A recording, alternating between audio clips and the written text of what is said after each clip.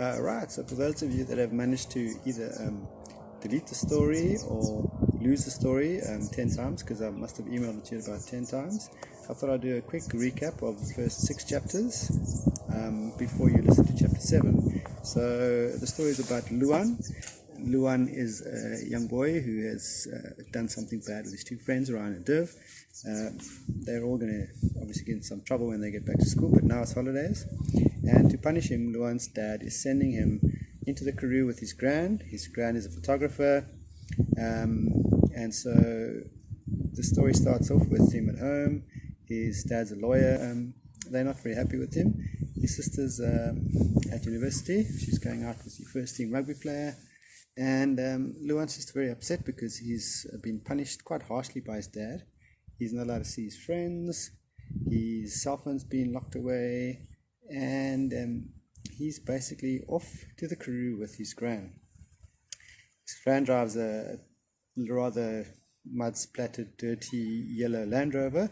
And in the beginning of the book, it looks a bit odd standing next to his mom and dad's shiny cars. They head off after saying goodbye to the family, and they head straight into the Karoo. And at one point, Gran stops the car, slams on the brakes, and says to Luan, "Look, I don't have to do this. If you don't really want to be with me and come with me, I can take you straight home. I'm not doing this because I want to do it." Luan says, "No, it's fine." He gets a bit angry first, doesn't say anything though, but his cheeks start to glow a bit. And anyway, so they head off on their journey. Then he realizes very quickly that his gran is into taking photographs of windmills. So they are going to be traveling through the Karoo for his whole holiday, taking photographs of windmills. At one point, they stop near a dam, and at the edge of the dam wall, he sees a young girl. He knows her name is Lana when he hears her mom calling her. And they set up a table, the mom and the daughter, a table on the side of the road, because they are setting up sandwiches and Energade and all sorts of nice things. And she's wondering what the heck are they doing.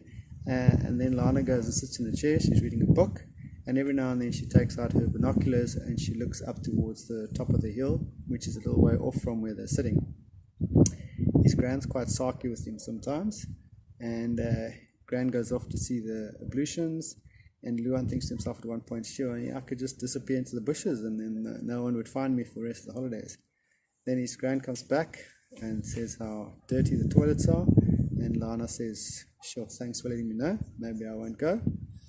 And at that point they see a cyclist coming over the hill wearing a bright pink cycling top, and he comes cycling down to where the silver combi, which belongs to Lana and her mom, is parked with a table, and he gets off his bike rather stiffly, and he's sweating quite profusely, but he has just finished another shift of his tour that he's doing in aid of breast cancer.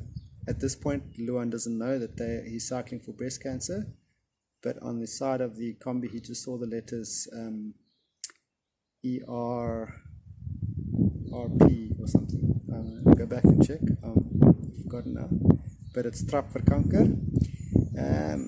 So then the girl and the mom and the dad drive off, and Luan's wondering what book she read.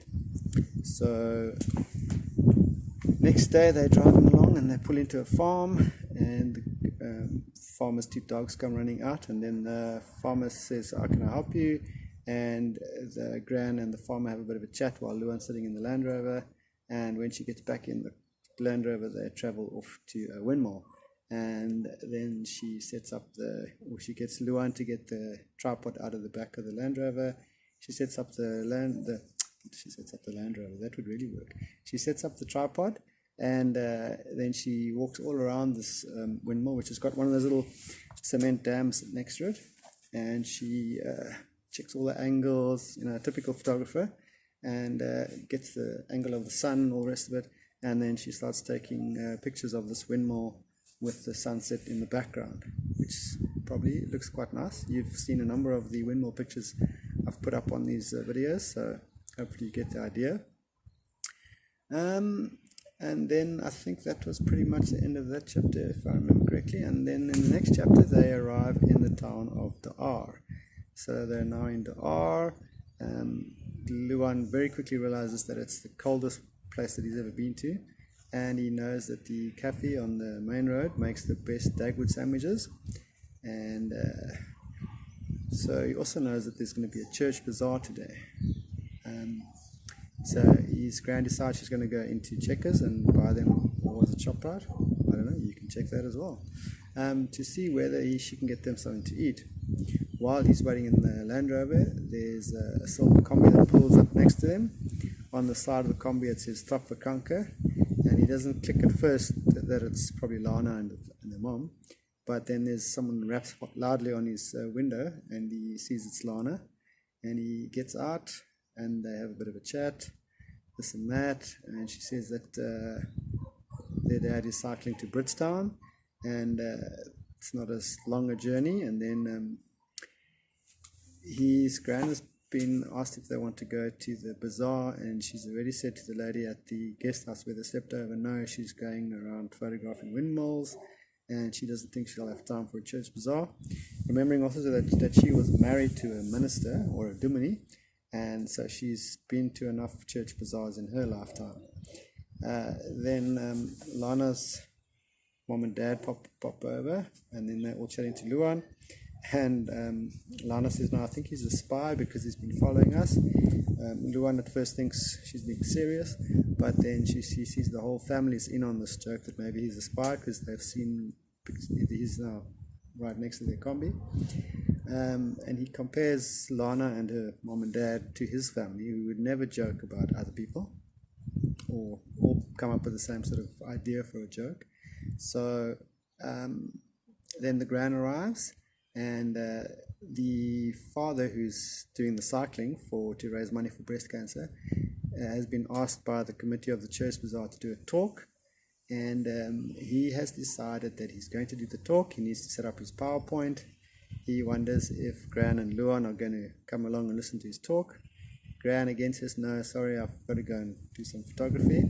I don't know if she actually tells them, but she says she's got something on. And then she thinks about it, and then she says, Luan really likes church bazaars. And Luan thinks immediately, yeah, she's trying to make my name Krater. She's going to try to make a fool of me. Yeah? But then Lana says, yeah, why don't you come with us? There's space in the combi. And so he opts to go with Lana. And then pretty much they wander around the church bazaar. Lana sees a lovely embroidered or crocheted toilet cover. Those like toilet covers that you saw in the picture if you watched the last video. By the way, there have been I think 5 videos, so this will be the 6th one, because I did chapter 5 and chapter 6 in one video. They're walking around, and then they get some pancakes. Well, Luan buys them some pancakes, and then they head off to where they see some sheep in individual enclosures, and then there's an announcement that there's going to be an auction of the sheep. And so come along and you can get some sheep for Christmas, a nice roast lamb. Lana walks over to the sheep pens, and she goes and sits down next to one of the sheep that looks extremely depressed. And she gets very sort of emotional and tearful, and she can't believe that people can do this, actually sell a sheep at an auction and then expect that people will be happy to just slaughter it and cook it up. So she's very, very, very upset.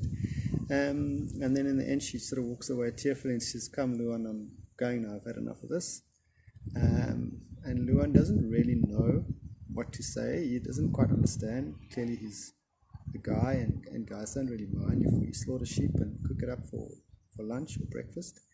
Okay, I'm being a bit facetious but also sarcastic, but at one point they also want to come up with a name for the sheep, and Luan comes up with the names Fluffy and what was the other one? I don't know, but like really idiotic names for sheep. And then Lana decides they're going to call the sheep Dolores. And this is where we pick up chapter 7. They've just said goodbye to Dolores. And yeah, here we go, chapter 7. By the way, I haven't done translations anymore in the PDFs or the slides, and today I will actually load a slideshow or a slide version of the book and a PDF So for those of you that are deleting things in the slide, at least you'll have the PDF to fall back on.